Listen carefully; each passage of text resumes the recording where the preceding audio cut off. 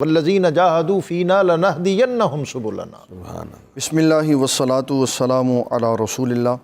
سورہ العنکبوت کی آیت نمبر 69 ہے۔ اللہ تعالیٰ ارشاد فرماتا ہے وہ لوگ جنہوں نے جہاد کیا ہماری راہ میں، لنہدینہم سبلنا، ہم ان کے لیے راہیں کھول دیتے۔ واہ سبحان اللہ۔ یہاں جہاد بالنفس مراد ہے۔ اس آیت کا تعلق سورہ العنکبوت کی آیت نمبر 2 سے ہے۔ اللہ تعالیٰ ارشاد فرماتا ہے الف لام میم احسب الناس ان یترکوا ان یقولوا آمنا وہم لا یفتنون، کیا لوگ اس بات کے کہنے کے بعد بچ جائیں گے کہ ہم ایمان لائے اور ان کی آزمائش نہیں ہوگی؟ تو اللہ تعالیٰ نے آزمائش کی، لوگوں کی امتحانات کے ساتھ، مشقتوں کے ساتھ، تکالیف کے ساتھ، سردی کی یخ بستہ راتوں میں عبادتوں کے ساتھ، گرمیوں کے لمبے اور تپتے ہوئے دنوں میں روزوں کے ساتھ، جہاد کے ساتھ، دشمن کے غلبہ کے ساتھ، مال کی قلت کے ساتھ، اور فرمایا جو اس میں ہماری راہ میں ہدایت پایا یہ وہی ہے جس نے ہمارے راہ میں جہاد کیا دشمن کے ساتھ اور اپنے نفس کے ساتھ۔ اس میں جو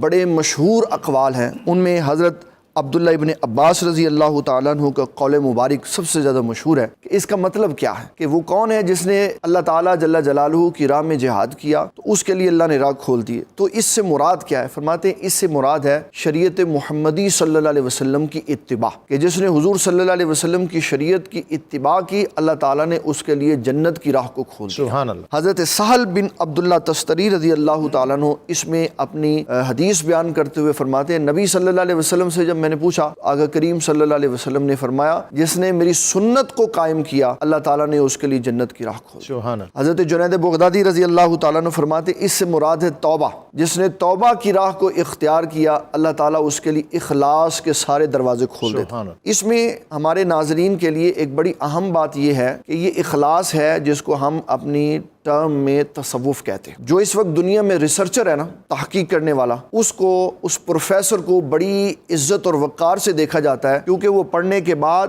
اس کی پریکٹس کرتا ہے اور پھر بتاتا ہے کہ یہ نتیجہ نکلا ہے۔ صوفی بھی، مشائخ بھی یہی وہ ریسرچر ہیں جو رسول اللہ صلی اللہ علیہ وسلم کی احادیث کو پڑھتے ہیں، پھر اخلاص کے ساتھ اس کو اپنے اوپر امبوز کرتے ہیں، پھر جن تجربات سے یہ گزر کے آتے ہیں وہ امت کو بتاتے ہیں کہ اس حدیث کا اخلاص سے عمل کرنے کے بعد اللہ یہ نتیجہ عطا فرماتا ہے۔ یہ تصوف ہے۔ آج اور لوگ شاید پوچھتے کہاں سے ہے؟ حضرت شیخ احمد سرندی نے بھی تصوف کا یہی فرمایا، اخلاص فی العمل۔ جی بالکل۔ اور اس میں جو شیخ شہاب الدین سہروردی رحمۃ اللہ تعالیٰ علیہ نے خوبصورت اخلاص کے اوپر جملہ ارشاد فرمایا وہ یہ تھا کہ تو نیکی کرنے کے بعد کسی سے تعریف کی امید نہ رکھ، اور تو اچھا کام کرنے کے بعد اپنے دشمن سے تنقید سے بھی نہ ڈر، اور ہر شے تیری دنیا سے جدا ہو کر رب کی طرف لگ جائے تو سمجھ تیرے اندر اخلاص پیدا ہو۔ سبحان اللہ۔ اگر تو کسی سے فوائد حاصل کرے گا تعریف کی صورت میں، واہ کی صورت میں اپنے ابا جی حضور رحمۃ اللہ تعالیٰ علیہ کا قول اس میں ضرور نقل کرتا ہوں جب اخلاص کی بات کرتا ہوں۔ فرمایا مقرر جب تقریر کرنے کے بعد اپنے دوست سے کہے نا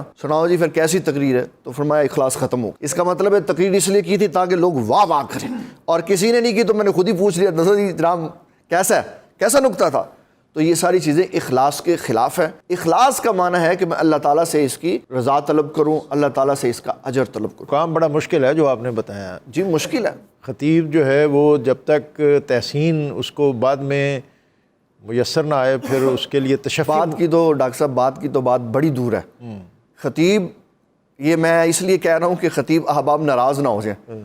خطیب کا تو ایک ہاتھ ہوتا ہی ایسے ہے کہ اس کی بات ختم نہیں ہوتی تو وہ ایسے کرتا، اس کا مطلب ہے واہ کرو، تو یہ اخلاص نہیں ہے۔ اخلاص کا مطلب ہے آپ بات کریں اور اس کے بعد اس کا اجر اللہ تعالیٰ کی بارگاہ سے طلب۔ حضرت فضیل بن عیاض کہتے ہیں اللہ کی راہ یہ ہے علم نافع حاصل کرو تاکہ تمہیں عمل صالح حاصل ہو، اور پھر اس پر عمل کرنے کے بعد اللہ تعالیٰ علم لدنی کا دروازہ کھول دے۔ سبحان اللہ۔